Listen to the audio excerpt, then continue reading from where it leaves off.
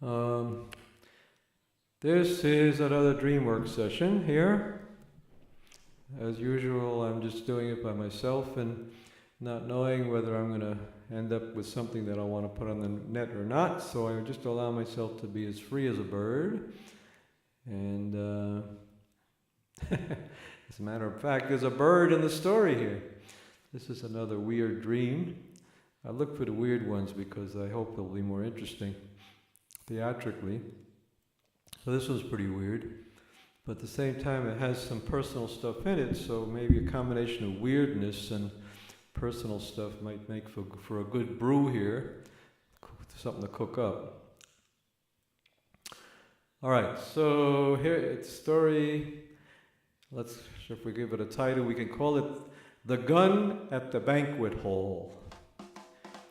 Here I am at a banquet hall, and I have the impression that the scene seems to be something out of the 1940s or something because of the costumes. People seem to be wearing suits that they wouldn't be wearing today. And then there's two rooms. There's one room with a bar in it, and a lot of people around the bar. It's kind of a long, kind of a elliptical kind of a rectangular but rounded at the edges kind of bar. And I somehow imagine it has shiny wooden mahogany type surface on it. And there are people in the other room. The dream starts off in the other room. And in the other room, of all people, there's my father, Henry Wepner. And what's he doing? He's standing there in front of this big turkey, carving a turkey. I guess it's for the guests at this event. I don't know what the event is, but there's some kind of event. And my father Henry is busy, quietly, not saying a word. He's busy carving this turkey. He was good at carving turkeys. He grew his father owned a delicatessen, so I think he worked in his father's delicatessen when he was a teenager. So he was probably pretty good at carving turkeys. Or maybe it wasn't a turkey, maybe it was some kind of roast beef or something.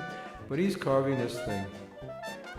Meanwhile, I am wandering around, I guess, and I find myself in the next room with the bar in it. And then suddenly I discover, lo and behold, that I have a pistol in my pocket. It seems like a very big pistol and barely fits in my pocket. I don't know what it's doing there, and I don't have any particular intention to hurt anybody, kill anybody, shoot anybody, but I have this pistol. And next thing you know, for some silly reason or other, I take out the pistol and I look in the direction of the bar, sort of to the left, and then most of the people are on the right of the bar, facing away from me. And I think I see some kind of bird or I have some kind of an excuse. There's that bird we were talking about. I have some kind of an excuse to shoot at that bird in the direction of the bar. So I shoot. Bang. One shot maybe, I don't know. I don't remember anymore. And the amazing thing about this dream is that here I am shooting a gun in a big bar, in a big banquet hall, and nobody reacts at all. It's like nobody even knows I'm there. Nobody looks at me. Nobody talks to me. I don't know anybody there that I could recognize. Although I have a vague impression that somehow my family members, like my uncles and aunts, might be around. Another thing, I don't see any women. I somehow mostly only see men. I'm not sure. There might be women there, but I just don't know. Okay, so I shoot this gun, and no big deal. But what happens is after I shoot it after a while, and I put it away, I start worrying. Maybe somebody called the cops because I shot this gun. On the other hand, nobody reacts. It's a very strange feeling, but I'm getting more and more upset that somebody should call the cops, and I better get the hell out of there quickly. Even though I know I didn't do anything wrong. you never know, you know, if you shoot a gun in a public place, you know, it could happen. So, I go in the other room, and there, my father, and again, he's finished carving his turkey. There's this big platter of turkey meat. It looks very delicious in my imagination. And I'm about to start talking to him and telling him to get out of there, when my brother somehow or other also. So I have the impression I must be around 20 years old, and I have the impression my brother is maybe 18 years old or something. And he's somehow there. And he says to me he wants to go into some other place and come back in a while. And I'm trying to convince some other room maybe, I don't know. And I'm trying to convince him, hey, we gotta get out of here, we gotta get out of here, we gotta get out of here. The cops, Mike, I think I did something, I shot this gun or something, and we gotta get out of here quickly. And I'm struggling to convince him, and meanwhile my father's not reacting at all. And here we have this dream with this tension building up to a peak here. I'm barely convincing my brother not to leave, and my father is oblivious to what's going on. He somehow doesn't hear it. He's busy himself. And suddenly I wake up, and that's the end of the dream. Okay, there's a dream. Now let's see, what do we know about dream work? We know that the dream, well, we've heard that a dream is 1/60th of prophecy, 1/60th of the word, or the message or something. And the dream work, I believe, from my experience, I believe it's true, that the dream work is a way of discovering the other 59/60ths of the message. So what is the message of this dream?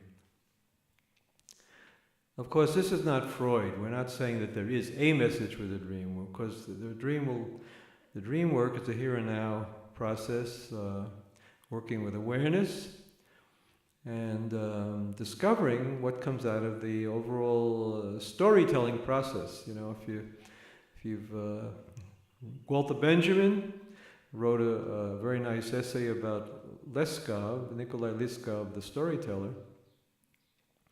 And he points out that a real storyteller is doing basically what we're doing in this process of Gestalt dream work. We're working with awareness in a personal way, dealing with what in Gestalt therapy we call poetry rather than verbalizing. We're not talking about life, we're living life, because I'm involving myself as a storyteller, I'm involving myself personally in what's going on here. I'm not just getting a lot of information. This is not a novel. What Walter Benjamin makes a distinction between a novel and a story. A novel is a literary form that has a lot of information in it, what Gestalt therapy calls aboutism, a lot of stuff about life, whereas the storyteller is involving himself personally in the life of the situation, of the characters. So this is not a novel, it's a story.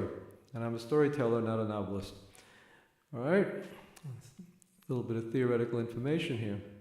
While we're on the subject of Walter Benjamin, one other thing we could mention is that the process we're doing, another essay of Walter Benjamin's is called the Unpacking My Library.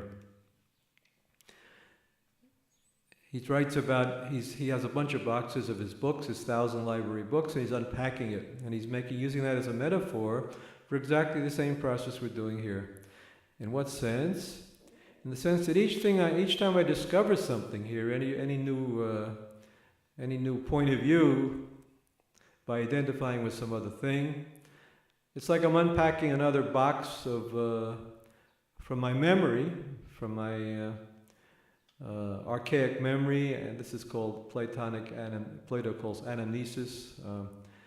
I'm going back to the deep dark past of my life with associations, a train of associations that come out of the here and now process here. And I'm unpacking another memory box.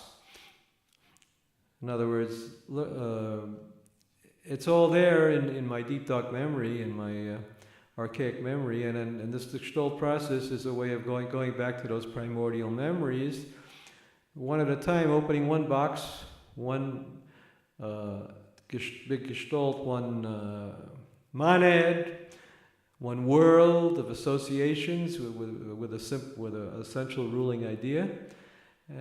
Each time I take an image, let's say if I identify with the bar, I'm this bar. So right away that bar becomes another box, a memory box that I'm opening up, another thing that I'm collecting.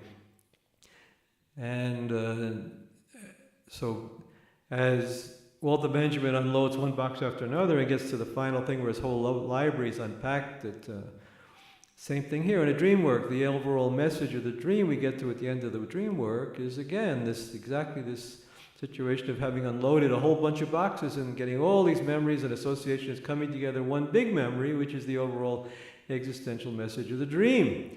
So that's, again, the parallel between Platonic collection of awarenesses, and to get to a moment of enlightenment. At the same time, the existential message of the dream is exactly that. And so we're doing what Gestalt therapy calls, Fritz Perls calls, actually it was Paul Goodman that probably made up that wrote this stuff here about poetry and verbalizing. So we're doing poetry in the sense that poetry is action, human action, coded with certain kinds of metaphors, whereas verbalizing about life, aboutism, is what in Gestalt therapy they call elephant shit. And when I work with a client doing Gestalt therapy, I want to keep the client focused on using language in an active way as poetry, rather than just getting stuck in talking about his life, really living his life as the process. Okay, that's a little theoretical background here. All right, now getting back to the dream.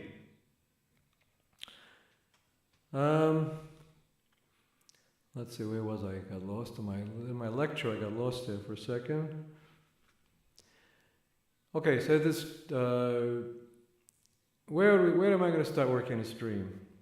If I just allow myself to go back to the moment of the dreaming and ask myself, what's important here?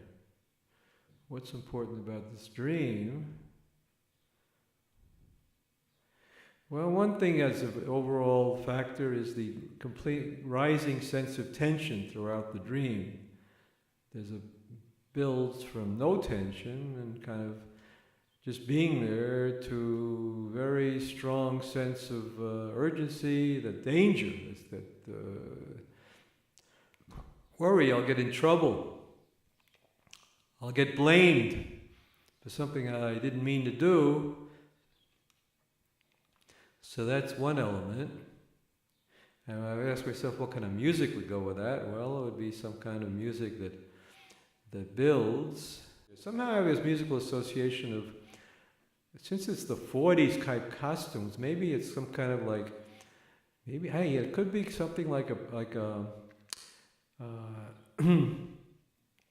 Germany before the war, some kind of cabaret type music, or honky tonk or something like that in the background in a bar. My Blue Angel, something like Three Penny Opera, some kind of stuff in the background that is working against the tension of the plot of the story here. So let's see, then there's this bar, a banquet hall. Well, I could start off by identifying with a banquet hall, but then I say to myself, well, rather than do it, I did that in another dream work, so maybe I'll look for a different angle to get started here.